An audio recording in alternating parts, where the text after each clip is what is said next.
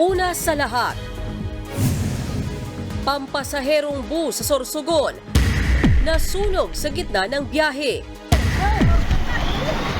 Mga pasahero dali-daling buwaba habang nagliliyab ang bus. Sa Cebu naman, 6 patay sa nasunog ding bangka. Ang buong detalye sa kaliwat kanang sunog na yan, alamin maya-maya lang. Magandang gabi, Pilipinas. Sa Frontline tonight. Chinese na nakaposa sa kama at tadtad na mga sugat at pasa ang katawan nasagip sa Pogo Hub sa Porac, Pampanga. Hepe ng Porac Police, sinibak na sa pwesto. Kasabay ng pag-apela sa Ombudsman na bawiin ang preventive suspension, kampo ni Bamban Mayor Alice Go sinagot kung saan galing ang milyon-milyong ari-arian na nakalista sa kanyang salin. Mga Negrense, problema ngayon ang maiinom na tubig matapos humalo sa bukal ang lahar mula sa Bulkang Kanlaon. Pangulong Bongbong Marcos iginit na hindi tayo nakikipaggiyera sa kabila ng anyay mga banta sa labas ng bansa. Sa Showbiz Tonight, Elise Hoson ipinagtanggol ang partner niyang si McCoy De Leon laban sa mga nagsasabing playboy ang aktor. At sa sports naman, former NBA star Dwight Howard ikinatuwa ang pagtanggal ng height limit sa mga import sa PBA. Ibig sabihin ba niyan, mapanood na natin si Superman sa Liga ng Bayan?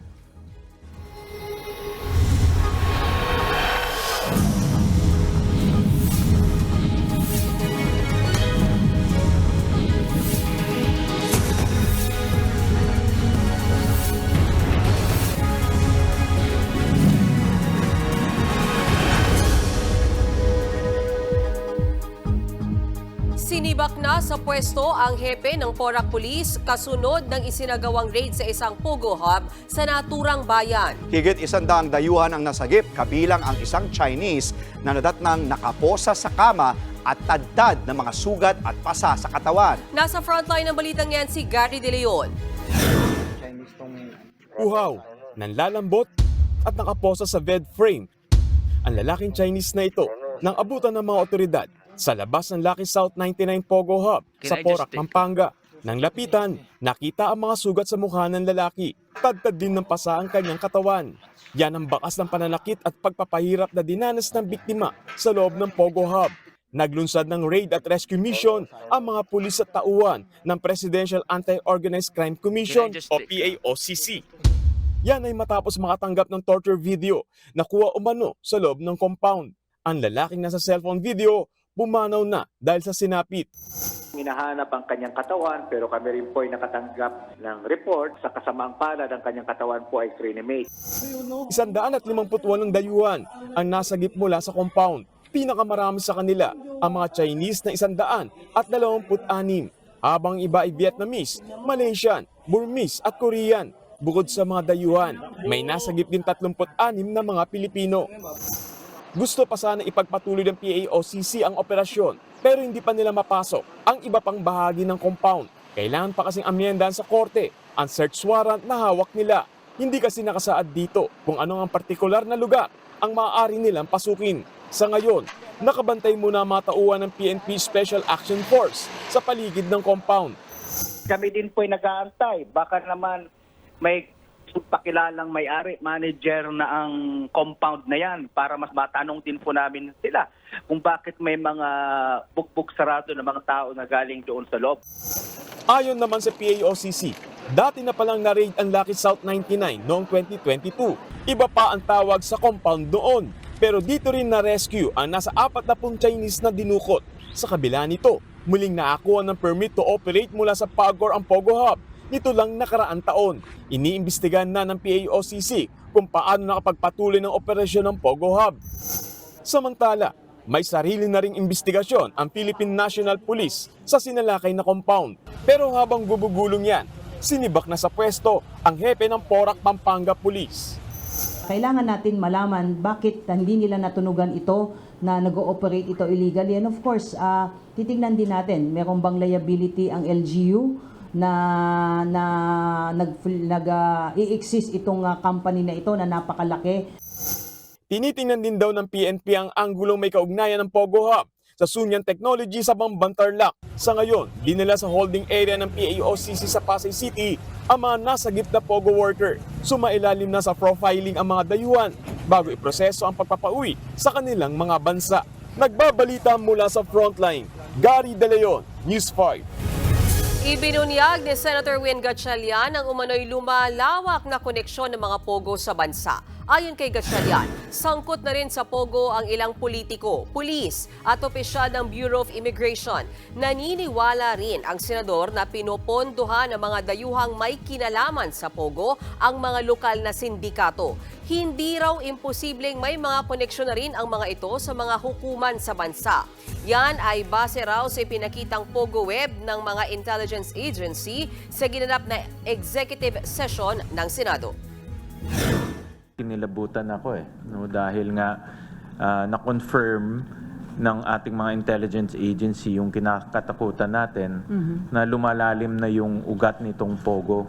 Marunong rin gumalaw itong mga ito para magkaroon ng mga galamay. At ito yung isang ebidensya na meron na silang mga tao sa mga lugar na magbibigay ng tips sa kanila.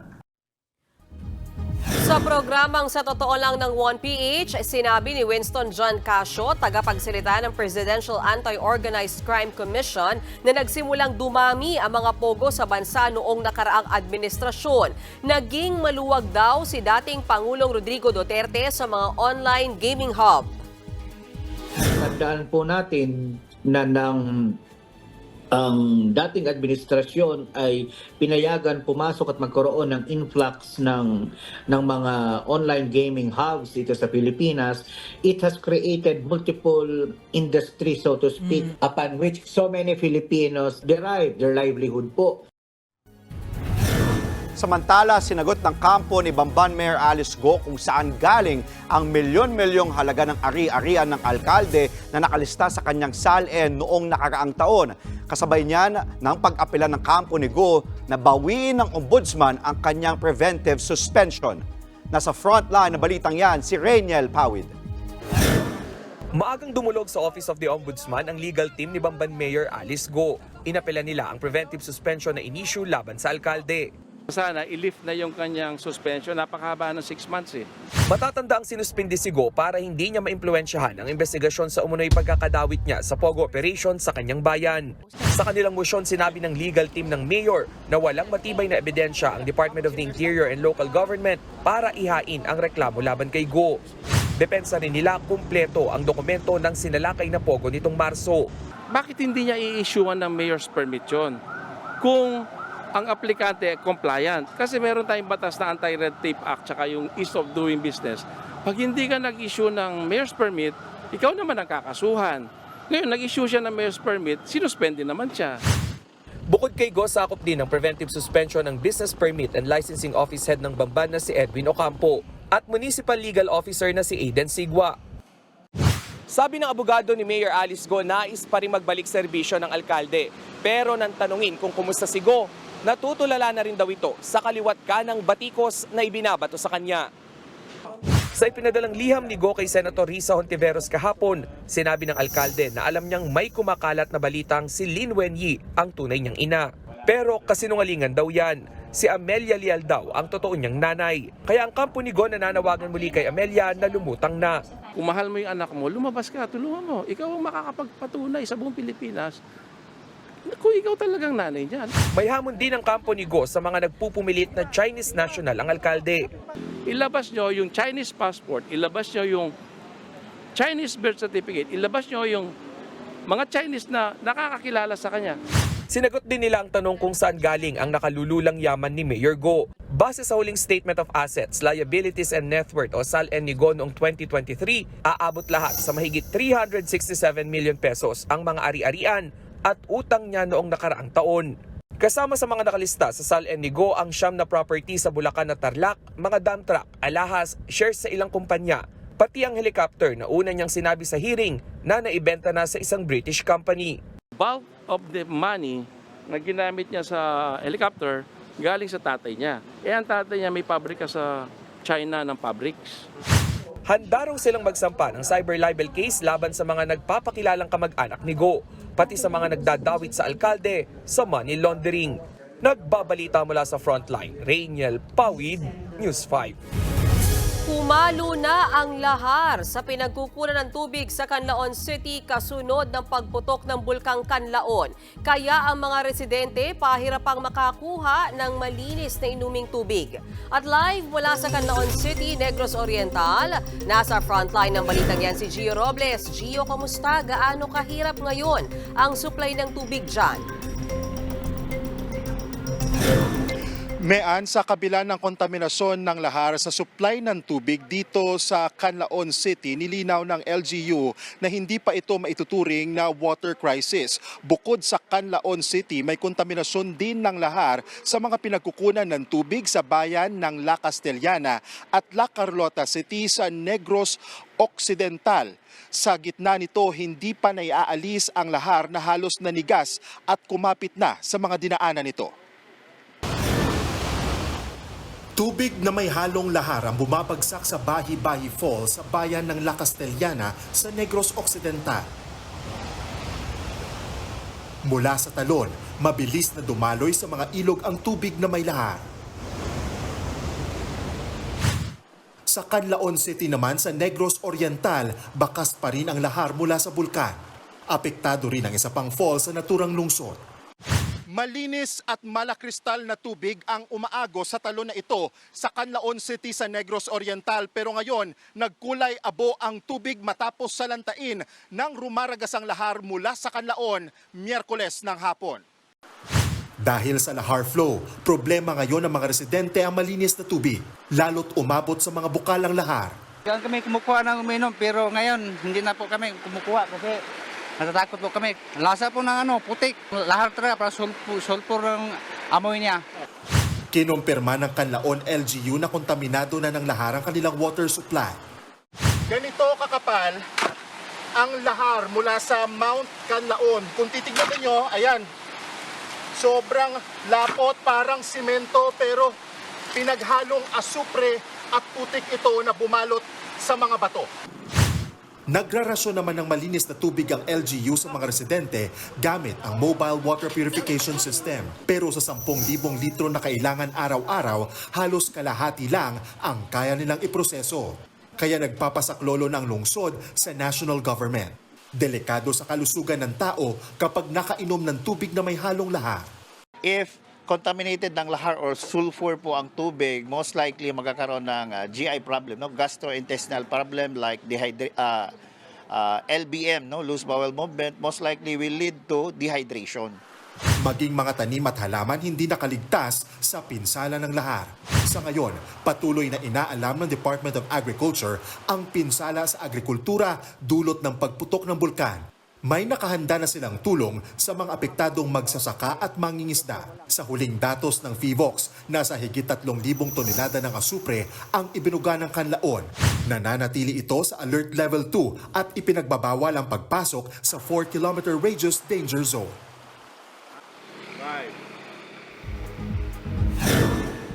Mean, sa likod ko makikita ninyo ang nag-iisang mobile water treatment system ng Canlaon City. Magdamagan na raw na magtatrabaho itong mga tauhan ng LGU para nga maserbisyuhan ang mga apektadong residente. Kapansin-pansin din dito sa likod ko yung mga galon kung saan isasalin nga yung malinis na inuming tubig. 2017 ang huling magkaroon ng phreatic eruption o pagsabog ng steam o usok ang Canlaon at mula 1866, nagkaroon na ito ng 43 eruptions at sa bilang na yan, pare-parehas na sumabog sa June 3 ang bulkan noong 1986, 2003, 2006 at nitong 2024. Mean.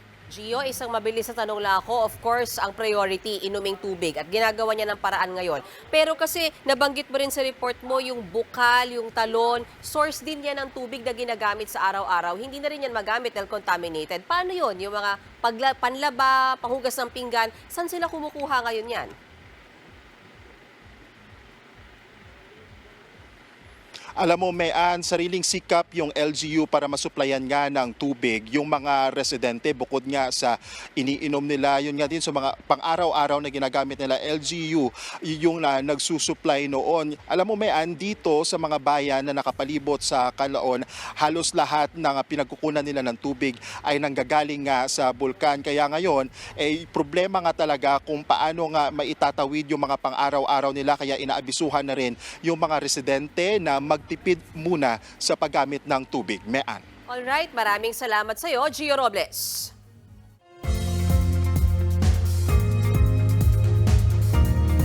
Mga kapatid, magpapatuloy ang maulang panahon hanggang weekend. Ayon sa Pag-asa, epekto yan ng habagat at localized thunderstorms. Sa forecast ng Metra Weather, makakaranas ng malakas na ulan bukas ng tanghali at hapon sa Ilocos Region at Cordillera Administrative Region. Gayon din sa Zambales, Bataan, Tarlac, Pampanga at Bulacan. Mas mahihinang ulan naman ang makakaranasan sa Calabarzon, Mindoro at Bicol Region. Gayon din sa malaking bahagi ng Metro Manila. Habang sa Palawan, umaga pa lang, posible ng umulan at lalakas pagsapit ng hapon. Pagpapaulan din ang habagat sa Western Visayas habang may thunderstorms naman sa hapon sa Bohol. Magsisimula naman ng madaling araw ang pag-ulan sa Zamboanga at uulanin din sa hapon ang Caraga, Davao Region at Northern Mindanao. Nauwi naman sa trahedya ang paglalayag ng 12 maing isda sa Naga City sa Cebu. 6 ang patay matapos sumabog at masunog ang kanilang bangka. Nasa frontline ng balitang yan si John Aroa. Naglalagablab na apoy ang lumamon kagabi sa motor bangka na ito sa Naga City sa Cebu. Sakay niya ng 12 mangingisda. 6 sa kanila ang nasawi, habang 6 na iba pa kabilang ang kapitan ng bangka ang nakaligtas. Ayon sa Coast Guard, linggo ng gabi na maglayag ang bangka mula Masbate papuntang Daan Bantayan sa Cebu para mangisda. Nagka-engine trouble sila, mga banda na dito sa Cebu. Tapos alas 2 ng hapon daw kahapon, nag-decide sila na mag-continue sa pangisda nila gamit ng isang engine.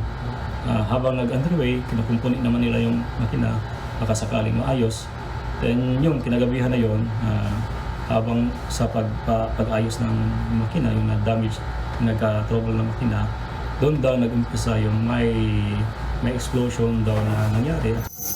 Posible raw nagpalala sa sunog ang karga ng bangka na 6 na drum ng diesel, 4 na container ng gasolina, pati LPG. Sa sobrang lakas ng pagsabog, nalapnos ang balat ng mga mangingisda. Gusto talaga yung nangyari sa mga sa 6. Isa talaga na parang hindi na siya buo, parang nagkaputol-putol na.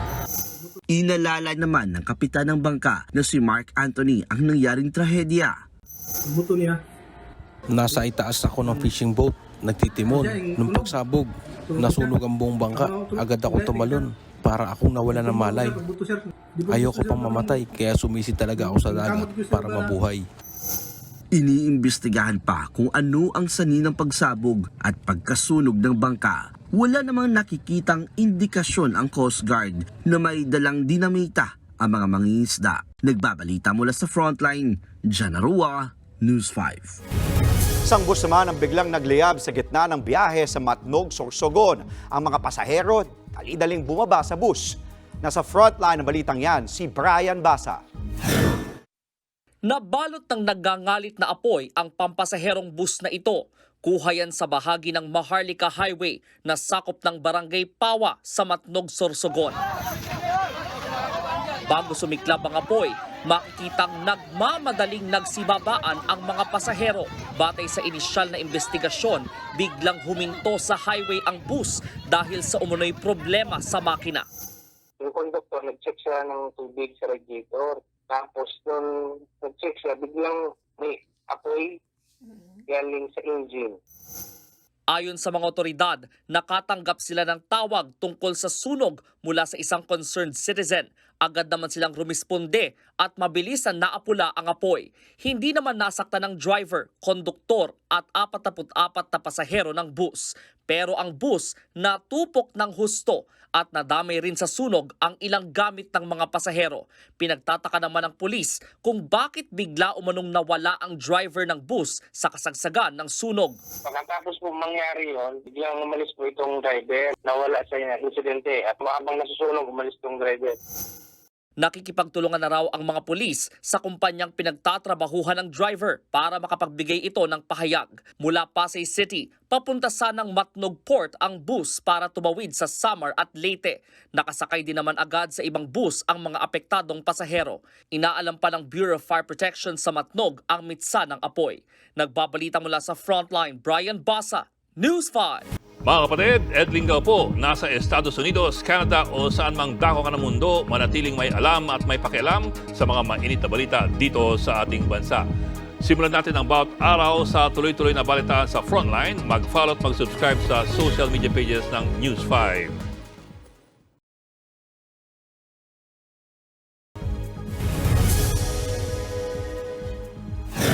Patay ang tatlong magpipinsan matapos tamaan ng kidlat sa Pulilan, Bulacan. Nasa frontline ng balitang yan si Marty Bautista. May nakatirik na tatlong kandila sa tabi ng punong ito sa Pulilan, Bulacan. Dito nasawi ang tatlong magpipinsan matapos tamaan ng kidlat kahapon. Kinilala ang mga biktima na sina Rexter Enriquez, 16 na taong gulang, Roxanne Enriquez, 12 taong gulang, at April Almoraldi, 11 taong gulang. Base sa investigasyon, naglalaro kahapon ang tatlo sa ilalim ng puno nang biglang bumuhos ang ulan. Napagpasyahan ng umuwi ng magpipinsan pero hindi na sila umabot sa kanilang bahay nang tamaan sila ng kidlat. Nakaburol na ngayon ang mga biktima. Labis ang paghihinagpis ng nanay ni April na si Ana.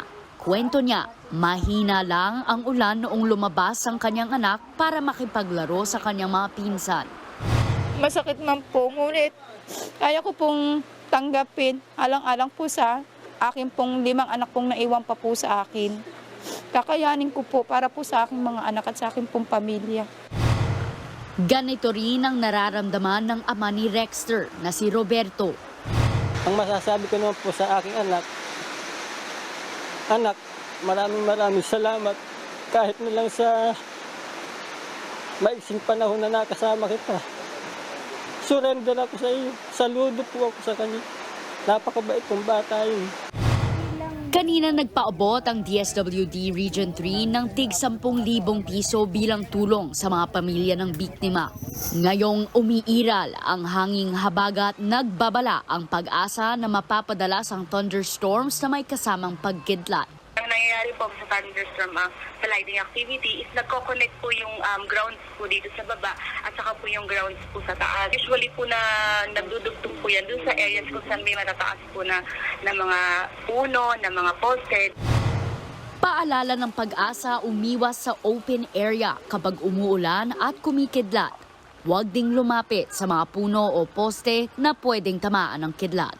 Nagbabalita mula sa Frontline, Marty Bautista, News 5. Sa ibang balita, tiniyak ng liderato ng Kamara na hindi babahan ng imported rice sa bansa kasunod ng pagbaba ng taripa sa bigas. Nasa frontline ng balitang yan si Marian Enriquez.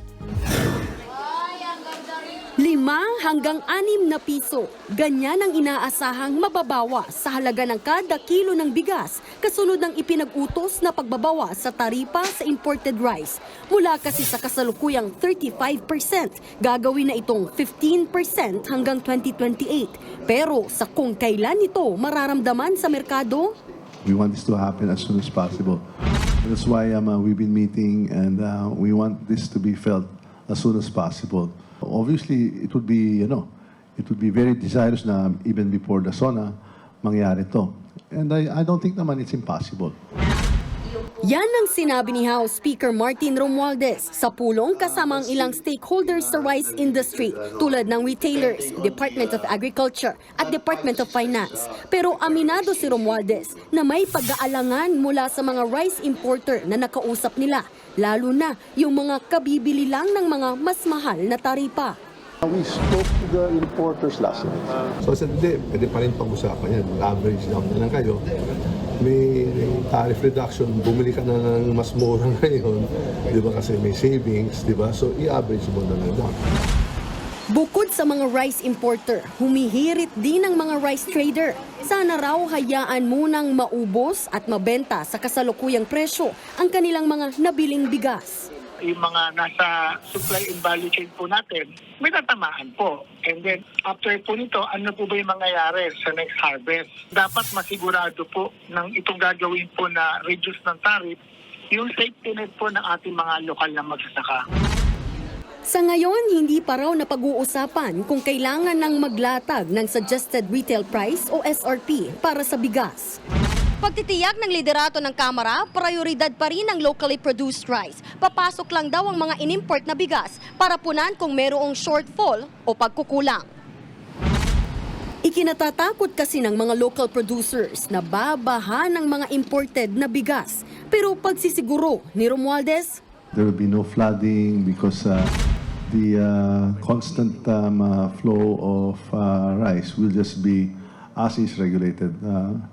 There's at most, wala pang 400,000 yata a month. But that's it. It stays as is, no? For DA, in the event na may massive influx ng bigas, they could raise the safeguard measures. tuloy-tuloy pa rin daw ang ibibigay na subsidiya para sa mga lokal na magsasaka. Umaasa rin ang liderato ng Kamara na ngayong naratipikahan na ang panukalang Anti-Agricultural Economic Sabotage Law, mangingimi na ang mga hoarder. Sa ilalim kasi nito, magiging mandatory na ang pagsusumite ng lahat ng warehouse ng kanilang stock inventory. Magiging mas madali raw ang monitoring nito. Nagbabalita mula sa Frontline, Marian Enriquez, News 5. 2 buwan nang nadadagdagan ang bilang ng mga Pilipinong walang trabaho. Sa huling datos ng Philippine Statistics Authority, umakyat sa 4% ang unemployment rate noong Abril. Katumbas yan ng higit 2 milyong Pinoy na walang trabaho. Kumpara yan sa 2 milyon noong Marso at 1.8 milyon naman noong Pebrero. Pinakamaraming walang trabaho sa sektor ng agrikultura dahil sa matinding epekto ng El Nino. Ang iba naman, may trabaho nga, naghahanap naman ng dagdag na pagkakakitaan. 7 milyon ang naghanap ng racket noong Abril mula sa higit 5 milyon noong Marso. Ito na ang pinakamataas na underemployment rate kasunod ng naitala noong July 2023. Paliwanag ng PSA, maraming nagkatrabaho pero hindi naman full-time kaya gusto ng dagdagan ang pagkakakitaan. Tiwala naman ang pamahalaan na ang mga nakalinyang infrastructure projects ang isang solusyon para mas dumami ang trabahong may magandang sweldo. Hindi nakikipaggera ang Pilipinas. Yan ang iginiit ni Pangulong Bongbong Marcos sa gitna ng mga akusasyon ng China na tayo raw ang naghahamon at pasimuno ng gulo sa West Philippine Sea. Nasa frontline ng balitang yan si Marian Enriquez. Bumisita kanina sa Mawab, Davao de Oro si Pangulong Bongbong Marcos. Pinulong niya roon ng mga sundalo ng 10th Infantry Division ng Philippine Army. Sa kanyang talumpati, iginiit ni Pangulong Marcos na hindi naghahamon ng gyera ang Pilipinas sa kahit anong bansa. Ayon sa Pangulo, wala naman tayong gustong pasukin at dinidepensahan lang natin ang ating bansa.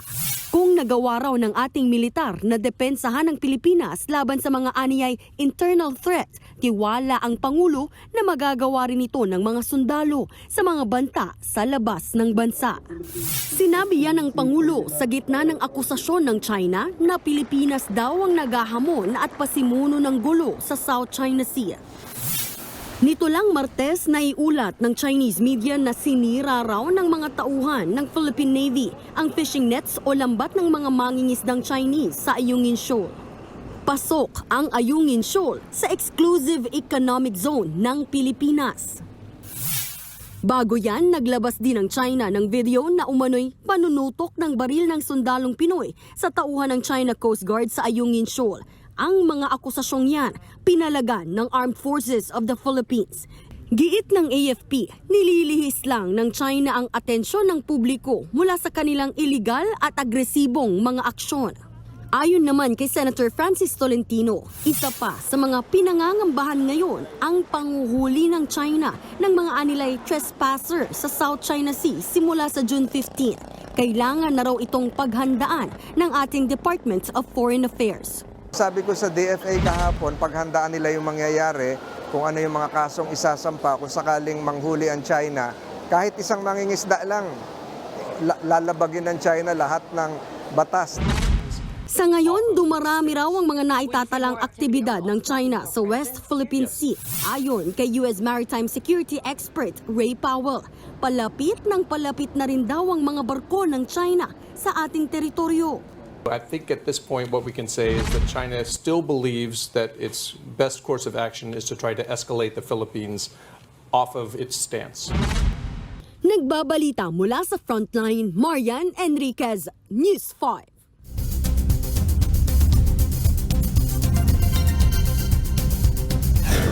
Nanalasa ang aabot sa 9 na buhawi sa Maryland sa Amerika. Ilang residente ang sugatan at natrap sa kanilang bahay. Yan ang Frontline News Abroad. Sa dashcam footage na ito nakuha sa Maryland sa Amerika, makikita ang paghugupit sa kalsada ng sobrang lakas na hangin. Bumuhos din ang malakas na ulan. Ilang saglit pa, isang maliit na buhawi ang dumaan sa mga sasakyan. Dahil dito biglang pumutok ang transformer ng kuryente. Nagliparan ang mga sanga ng puno at iba pang mga debris. Tila nagsayawan ang mga puno sa pagbayo ng hangin. Ang ilang motorista hindi na iwasang bagalan ang takbo ng sasakyan. Sa video namang ito nakunan pa ang pamumuo ng isa sa mga buhawi. Perwisyo ang idinulot ng mga buhawi sa mga motorista. Nagkalat sa kalsada ang mga natumbang puno. Sa tala ng National Weather Service ng Amerika, aabot sa 9 na buhawi ang tumama sa Maryland. Ayon sa mga otoridad, 5 residente ang natrap matapos gumuho ang kanilang bahay. Isa naman ang sugatan at isinugod sa ospital bunsod ng pananalasa ng mga buhawi. Nagbabalita mula sa Frontline, Rainiel Pawid, News 5. Mga kapatid, Mean Los Baños po. Nasa Europa o saan mang dako ka ng mundo, manatiling may alam at may pakialam sa mga maiinit na balita dito sa ating bansa. Simulan natin ang bawat araw sa tuloy-tuloy na balitaan sa Frontline. Mag-follow at mag-subscribe sa social media pages ng News 5.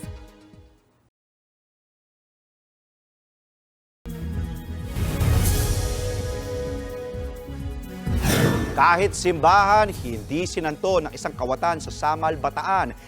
Nilimas ng menor de edad na sospek ang mga perang laman ng donation box. Nasa frontline ng balitang yan, si Rainiel Pawid. Masdan ng babaeng ito na may dalang plastik at tila may inilaglag sa puno sa labas ng isang simbahan sa Samal, Bataan. Matapos niyan, pumasok siya sa loob ng simbahan dala ang plastik. Lumabas at muling pumunta sa gilid ng puno. Pinuntirya na pala ng babae ang donation box ng simbahan. Iilang barya at perang papel na lang ang natira. Ayon sa sekretarya ng simbahan, nagpa-practice noon ang ilang graduating students sa loob nang mapansin ng guard na puro sobre ang gilid ng puno. Agad niyang inabisuhan ang staff ng simbahan at dito nila nakita ang sirang donation box at nagkalat na mga pera.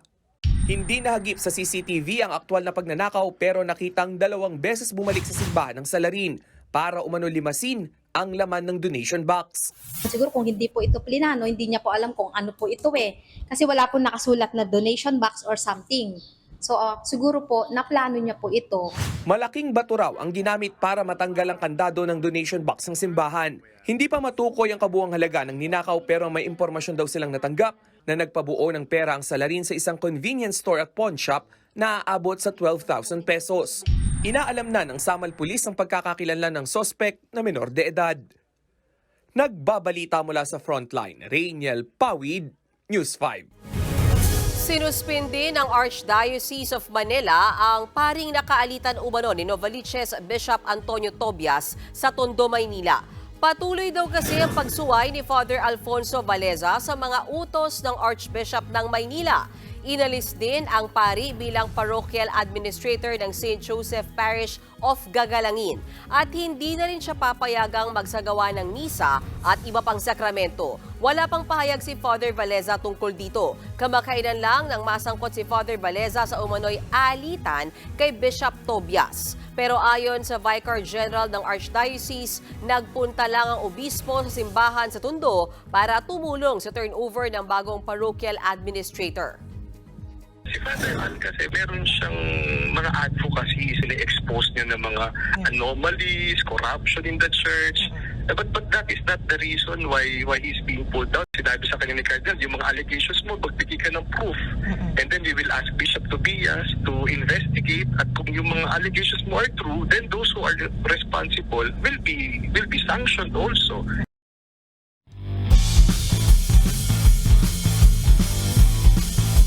Ikinatuwa ni dating NBA star at champion Dwight Howard ang pagtanggal ng height limit sa mga import sa PBA. Sa kanyang post sa social media, sinabi ng tinaguriang Superman na palaisipan pa rin sa kanya kung bakit merong height limit ang isang basketball league. Sa kabila nito, masaya raw si Howard na pinakinggan na ang kanyang hiling. Inanunsyo ni PBA Commissioner Willie Marcial ang pagtanggal ng 6'9" na height limit sa mga import.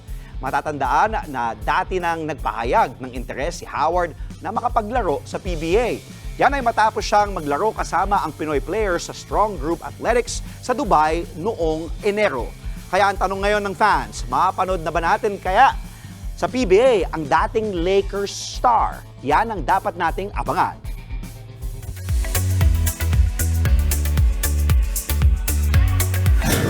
Showbiz Tonight na tayo. Good news sa fans si Kim Soo-hyun. May available tickets na ulit sa kanyang Eyes on You tour dito sa bansa. Habang si BTS J-Hope may nakakawaw na achievement sa military. Narito ang report ni MJ Marfori.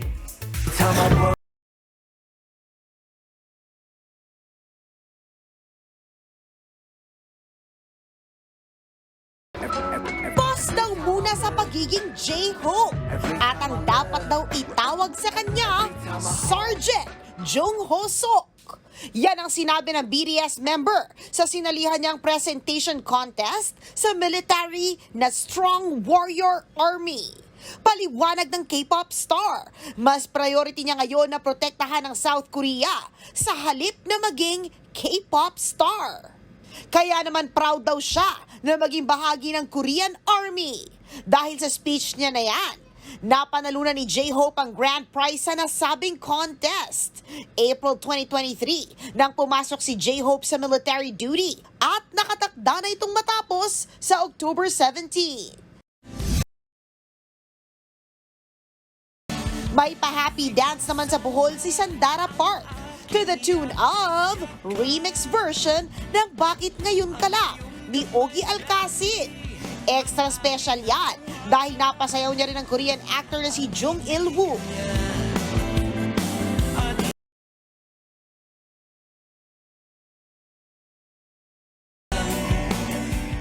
Trending yan ngayon at may more than 170,000 likes na sa Instagram. Napawaw naman at napa-thank you rin si Ogie. Nasa Bohol ngayon si Dara at Il-woo para magbakasyon. Good news naman sa Pinoy fans ni Queen of Tears star Kim Soo-hyun. Matapos ma-sold out kahapon, nadagdagan pa ng ticket seats ang kanyang Eyes on You tour dito sa bansa. Sa post ng kanilang concert organizer, available na ulit ang upper box, regular hanggang VIP tickets. Sa June 29 na yan gaganapin sa Smart Araneta Coliseum. Nagbabalita mula sa Frontline, MJ Marfori, News 5.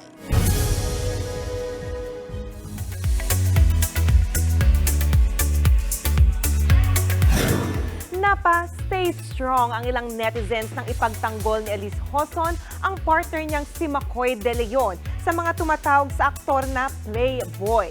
Sa IG post ni Elise with their family pictures, sinabi ng aktres na hindi lahat ng tao nakikita at naiintindihan kung gaano kabuting tao, partner at ama si McCoy. Kaya wag daw sana siyang tawagin ng kung ano-ano.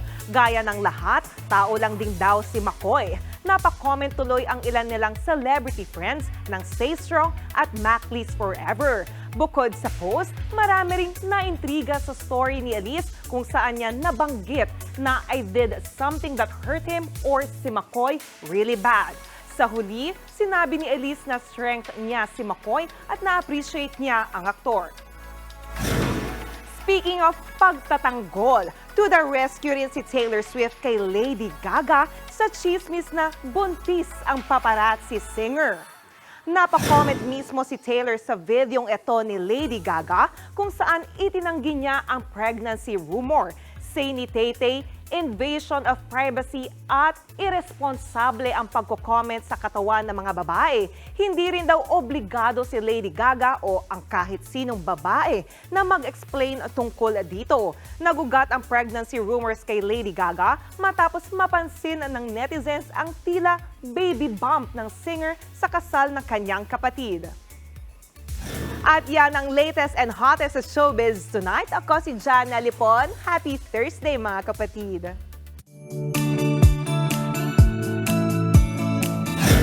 Uy, para naman sa ating pabaong pampa-good night, ano ang gagawin nyo kung makakita kayo ng aso o pusa sa riles ng tren? Sisigaw.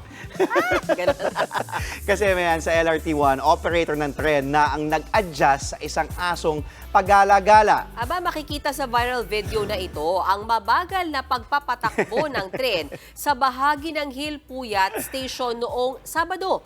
May bigla kasing sumulpot na aso sa riles. Ayon sa uploader na si Charmaine Facto, vinidyohan niya ito dahil natuwa siya sa ginawa ng train operator. Inampon ng Love by the Gaps Animal Rescue ang aso at pinangalanan itong Liberty matapos tuluyang masagip sa Libertad Station. Cute. Pero hindi lang aso, may pusa ring naligaw sa MRT na ispatan ang kuting na ito sa riles ng Shaw Boulevard Station. Nung Martes naman, isang babae ang nagkusang mag-uwi sa kuting. Pero kwento ng uploader na si Weng Carpio, hindi raw agad nakuha ang pusa mula sa riles. The time na kukunin ko siya, gamit yung payong ko, sumisigaw yung guard. Sabi ng guard, bawal, bawal. Kailangan pa daw ng clearance. Tsaka daw, baka madisgrasya daw ako. Tsaka may multa. Oy, ayon sa Department of Transportation, kailangan talaga muna ng clearance mula sa control center ng estasyon bago makababa sa riles. At dapat, tiyaking kalmado ang sasagiping hayop para hindi ito tumakbo na maaring magdulot ng disgrasya sa paparating na tren. Marami akong nakikitang mga asong pagala-gala kahit sa kalsada. Gusto kong kunin nga eh. Hindi, ang tanong ko lang naman, saan ba sila pupunta? Ba't kailangan sila mag-MRT? Baka may biyahe. Sa balakad nyo, ha? Oy, pero thankful tayo, Yes. ha, na hindi sila sinasagasa. Oo, salamat doon sa Appreciate operator. natin At doon sa yan. mga netizens na yung kumuha nga na din ng kuting. Correct. Okay. At yan po ang 45 minuto ng paghimay sa mahalagang headlines. Balitaan at diskusyon para sa paghubog ng matalinong opinyon. Kami ang inyong kasangga sa pagbabalita. Sa ngalan ni Bok Edlingao, ako po si Andre Felix. At ako naman po si Mayan Los Baños. Magandang gabi.